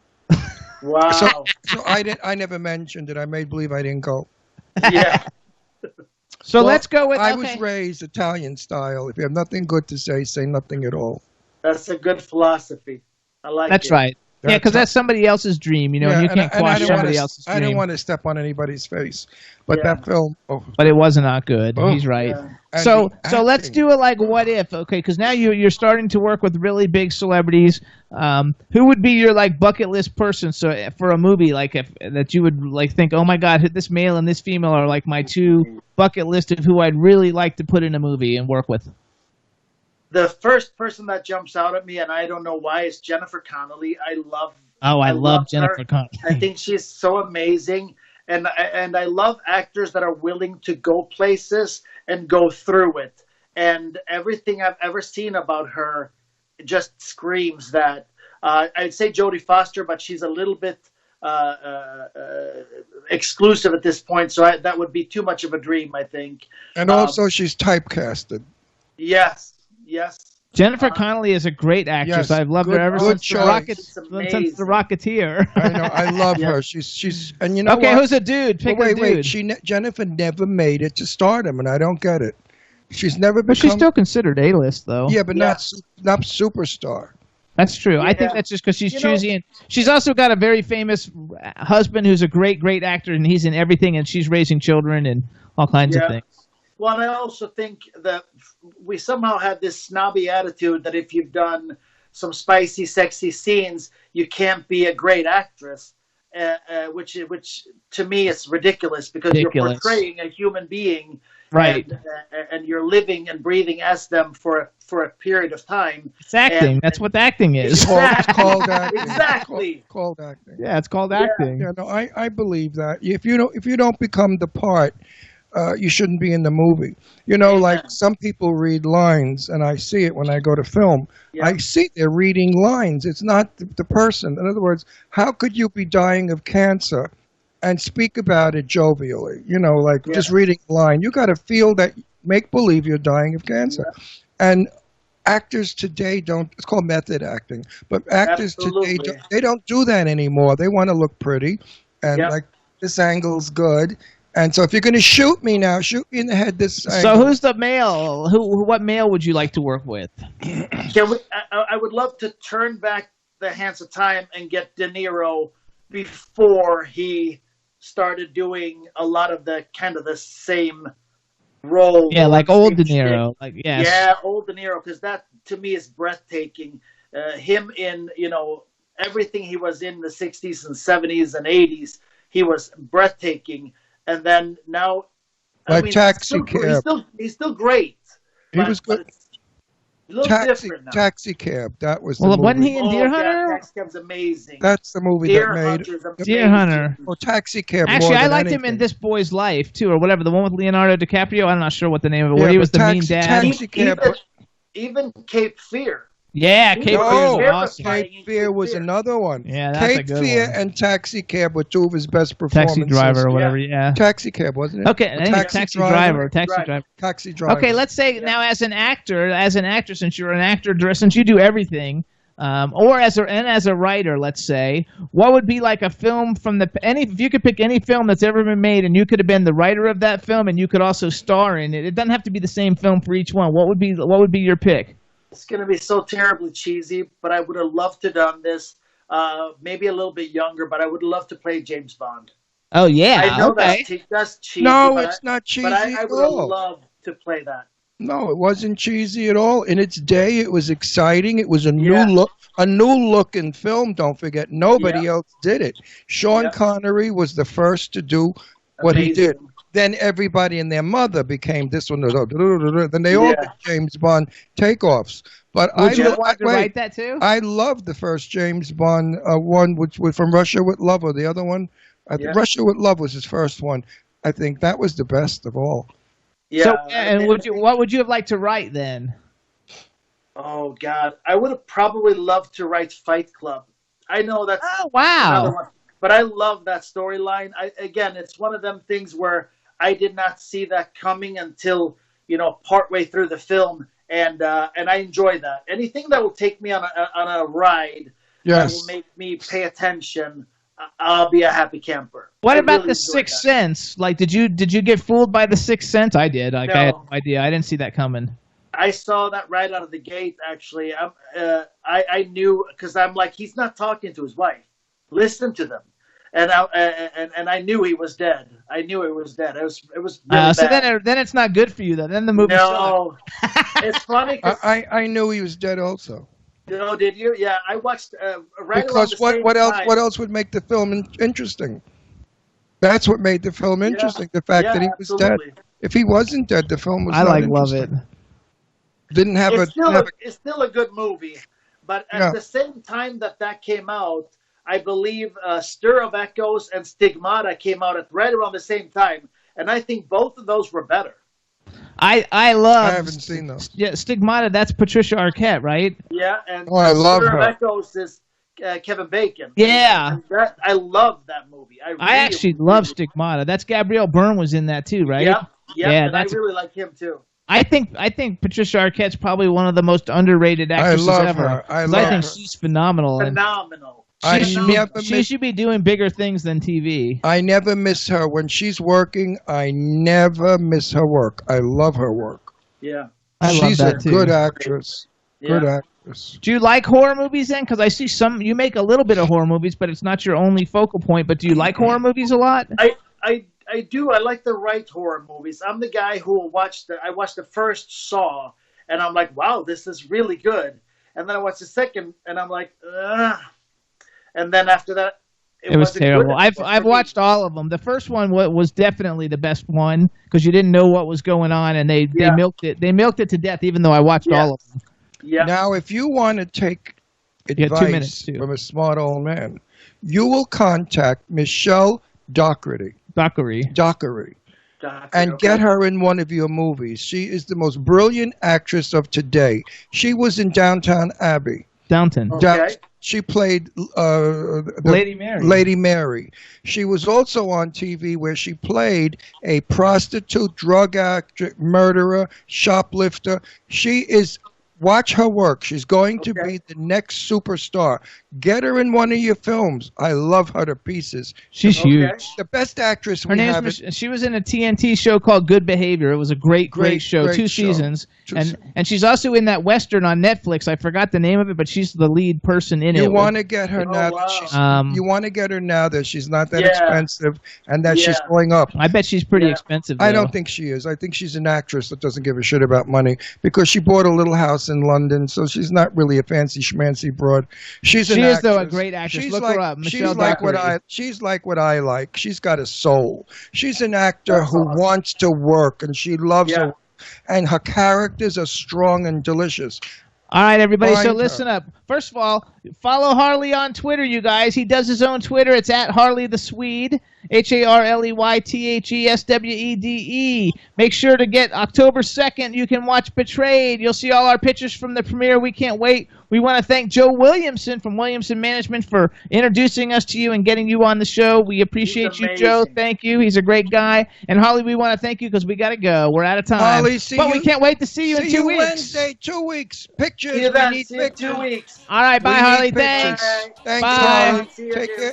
All See righty, you soon, bye-bye. honey. Bye-bye, babe. Hey, everybody, we had a great time today. We hope you guys did, too. We want to thank Kadrolsha, Carole, and Harley Wallen for coming on the show. We want to thank Chad for being awesome, and I want to thank Ron for being so fabulous and gorgeous. And only saying 7 Fs. That's right, he did good. And chat room, what's up, everybody? Thank you so much. I hope you guys totally enjoyed it. Thanks for joining us. We'll see you guys next week. Bye, everybody. Take you out to Jimmy Stars. He'll dress you right. You'll feel like a star. We'll hook you up. Now you look sexy. Your game is tight. Gonna get laid tonight.